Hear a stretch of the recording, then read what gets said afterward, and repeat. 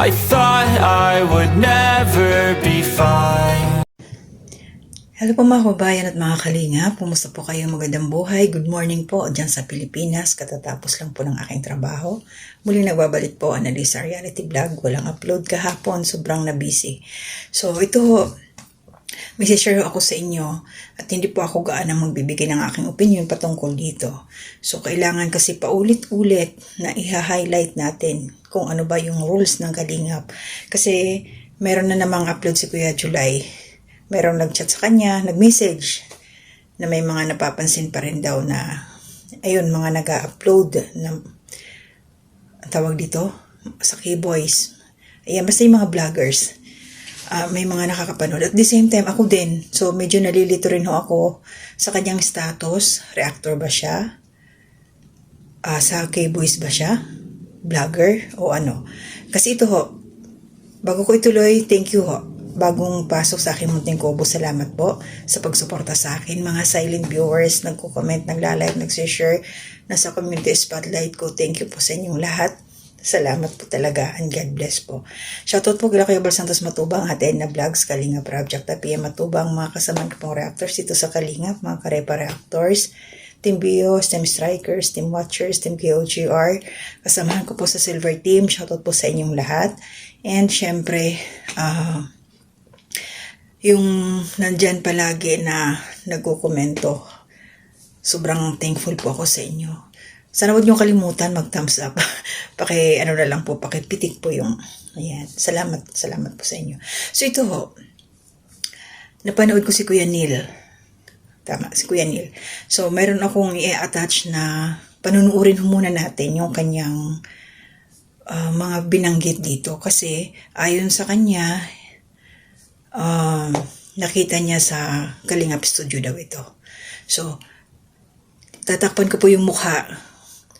Although binanggit yung pangalan, pero syempre, respeto na din. Sabay ganun ano. Ang inano ko dito si Kuya Neil, kung ano ba talaga ang nadali ba siya sa rules? Okay lang ba yung kanyang ginawa? No? So, ako hindi ko rin ho alam, pero ito ho yun. Bahala na ho kayong magbigay ng inyong komento. And then, ano yung inyong observation patungkol dito. Kasi ilalatag ko rin ho, ibibigay ko yung shoutout kay Kuya July. I-attach ko na lang. Thank you Kuya dahil yung draft ng rules sa Kalingap Vloggers, ipinasilip niya. So, thank you Kuya. I-paste ko yun. Siguro sa last part na lang, sana tapusin niyo po yung video. At the same time, mayroon din hong boses si Kuya Bal patungkol ho dito sa kung sino talaga, kung ano yung mga rules na yan na binanggit niya talaga doon about sa mga angels, about sa mga beneficiaries. Lalong-lalo na yung may mga love team. So, nasagasaan kaya dito si Kuya Neil sa kanyang ginawa. So ito, panoorin ho muna natin.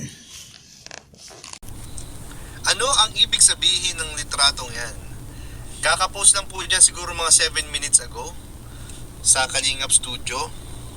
And pina-verify ko at base po sa ating intelligence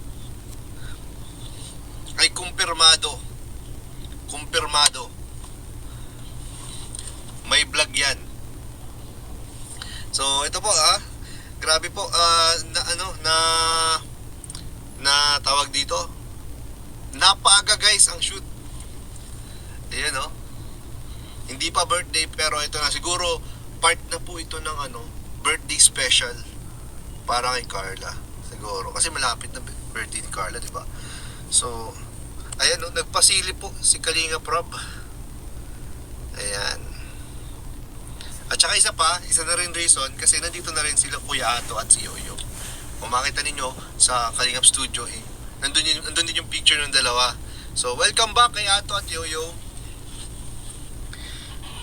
Payat na ni Carla. Ay syempre naman. Ayan. Kumpirmado ng may vlog po ngayon. Basic dyan, imposibleng hindi yan blinag, diba? Kung magpo-post ng ganyan picture, imposibleng hindi yan blinag, imposibleng lumabas lang sila, di ba? Ganda, oh. Para ano yan, mainit-init pa, guys. Ano yung hawak niya?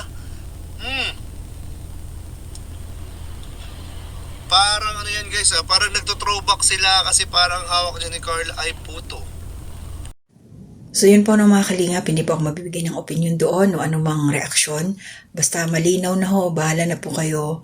Lalo na yung mga kasamahan ko mga reactors dito.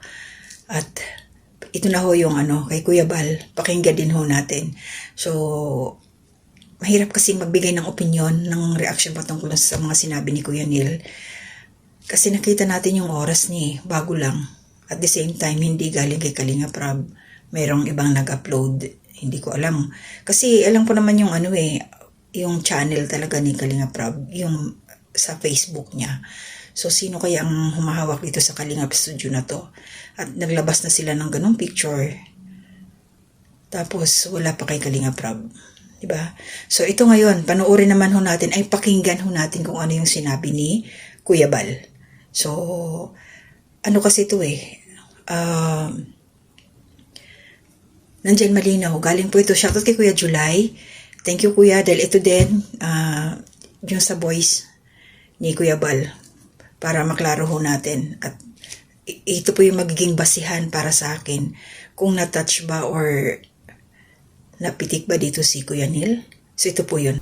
Yung mga Kalingap Angels natin po, bawal lang i-vlog. Bawal lang makita sa vlog. Para po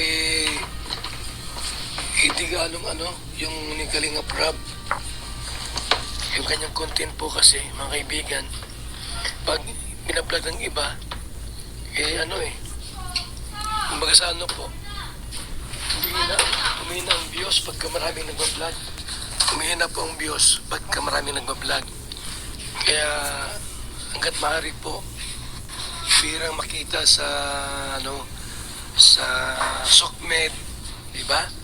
Para may excitement. Pag ganyan, lagi, picture, upload. Wala nang excitement Pag gagayon po lagi. Tapos, sa iba't ibang channel, naroon yun. Naroon yung Kalingap Angels. Wala na. Mabilis maglaos. Kaya ang gawin po natin,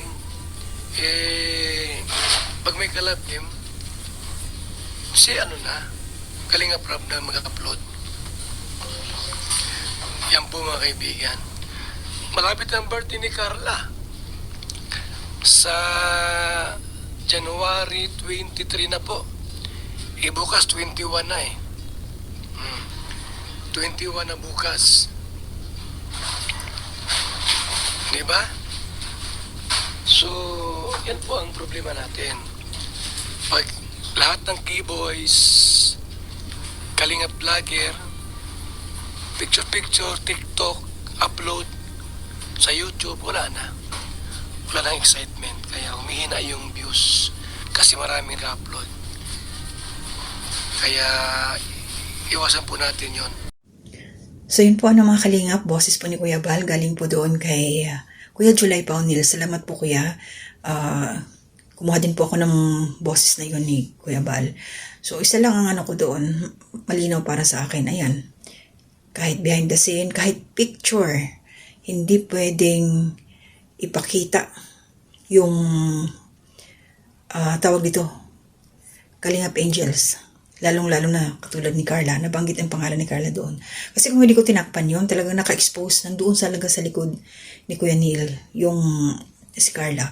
So, bago yung litrato na yun Bago siya. So, ewan ko kung ano yung gagawin nila doon, paano ba, ano bang, okay lang ba yun? O saan ba lulugar? Alin ba yan tama? Okay lang ba na gano'n, nag-upload si Kuya Neil ng gano'n? Okay lang ba na itapik niya si Carla at the same time mayroong picture? Pero although sa akin wala na, tinakpan ko lang talaga, pasensya na. Baka mapitik tayo Yun lang, to remind others, mga others na kasamahan ko dyan, sana naman sumunod kayo. Kasi unfair naman doon sa talagang sumusunod. Katulad namin, nag-aantay lang kami pag sinabing 48 hours, 2 days bago mag-reaksyon sa mga Big 4. Tapos, 24 hours doon sa mga video, yung mga ganun, 12 hours sa live, sumusunod kami. Pero itong iba, ewan ko sa kanila, syempre, disiplina, respeto. Yun lang naman ang importante doon. Huwag natin kalimutan yun. Yun nga, iatas ko na doon sa last part sana. Tapusin niyo po. Pasensya na ho kayo na nakasuporta sa akin. Alam ko na galing kayo sa iba-ibang community at nandito kayo nakasuporta. Thank you talaga sa inyo. Thank you. Walang katapusang pasasalamat. Pasensya na kayo. Sobrang grateful sa inyong lahat na laging nariyan. So, hindi ko na masyadong explain yan kay Kuya Bal dahil understandable naman yan, common sense, para dun sa aking mga kasama. Sana mapanood nyo to. Yung mga hindi pa nakapanood dun kay Kuya July, puntahan nyo po, silipin ninyo. At kay Kuya Neil din, silipin nyo rin ho. Para kayo na yung magsabi, bigay kayo ng inyong mga opinion patungkol doon. Basta ako hanggang doon lang ako. Share ko lang ho sa inyo. At maraming salamat. Good morning po sa inyong lahat. Kay Nanay Soledad Belmonte, Ma'am Susan Tairo. Ingat po sa travel ninyo. And pinsan ko, Walls Tradition. Good morning, Day. At sa iyong mga anak. Kay Akil. Si Ella, si Alaya, at saka si Amun. 4 babies na po yung aking pinsan. Meron. So, mostly nasa travel din ho sila. And then, Nanay Ems, kumusta po? And then, si Ate Nenet, kumusta na si Ate Nenet, no? And also, ayan sila Ma'am Marilyn Cabanilla, tapos sila Christian Duyab. Sa aking community spotlight, maraming salamat sa inyong lahat always. At sa aking pamilya, mag-iyan kayo palagi. Exam na ngayon. 3rd grading. So, good luck po sa ating mga estudyante na nag-exam. So, hanggang dito na muna ako. Maraming salamat. Pasensya po yung hindi ko na-shout out. Basta lagi kong sinasabi, ako pinagpapasalamat sa inyo. Thankful always. Nandito kayo para sa akin. Maraming salamat. To God be the glory.